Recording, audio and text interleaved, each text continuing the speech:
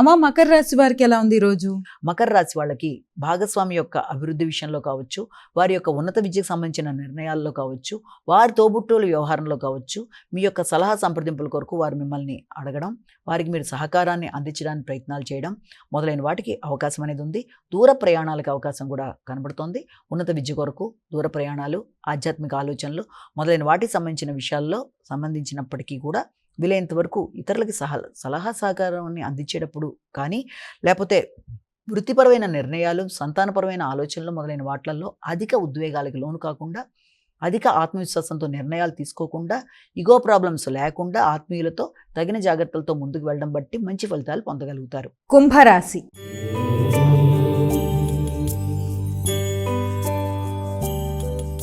అమ్మ కుంభరాశి వారికి ఎలా ఉంది ఈ రోజు? కుంభరాశి వారి విషయాన్ని తీసుకుంటే ఆరోగ్య విషయంలో తగిన శ్రద్ధ తీసుకోవాలి. ముఖ్యమైన పనులలో ఆలస్యాలు, ఆటంకాలు కొంత మీకు ఘర్షణనిచ్చే అవకాశం ఉంటుంది కనుక ఆ విషయంలో తగిన జాగ్రత్తలు తీసుకోవాలి. ప్రత్యర్థుల మీద విజయం సాధించడానికి, రహస్య శత్రువులను అధిగమించడానికి అధికంగా ప్రయత్నాలు చేయడం బట్టి కూడా మీ ఆరోగ్య విషయంలో ఇబ్బందులు అనేవి ఏర్పడే అవకాశం ఉంది కనుక ముందుగా మీ ఆరోగ్య విషయంలో శ్రద్ధ తీసుకోవాలి. ఆలోచనలలో మీరు స్థిరత్వాన్ని పెంపొందించుకోవాలి.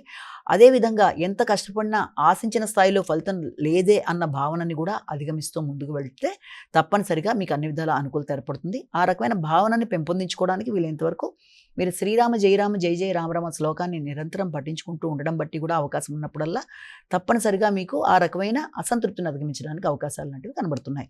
మీనరాశి.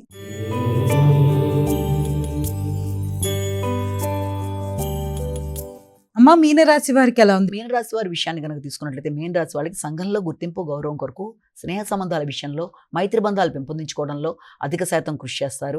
సంతాన వర్గంతో మంచి అనుబంధం ఏర్పడడం, మీ ఆలోచనలని చక్కగా ఉపయోగించుకుంటూ ముందుకు వెళ్ళడానికి మీరు విశేషంగా కృషి చేయడం, వ్యక్తుల యొక్క సహకారాన్ని సంపూర్ణంగా మీరు ఆశించిన సహకారాన్ని సద్వినియోగపరుచుకుంటూ ముందుకు వెళ్ళడానికి మీరు కృషి చేయడం, ఆ విషయంలో సంతాన వర్గం కావచ్చు, ఉన్నత స్థాయి వ్యక్తులు కావచ్చు, వారు మీకు సహకరించడం, అంతేకాకుండా ఒక మంచి నిర్ణయం తీసుకునే విషయంలో మీరు భాగస్వామితో కలిపి చక్కటి చర్చలు చేయడం మొదలైన వాటికి అవకాశం ఉన్న సమయంగా దీన్ని మనం భావించవచ్చు.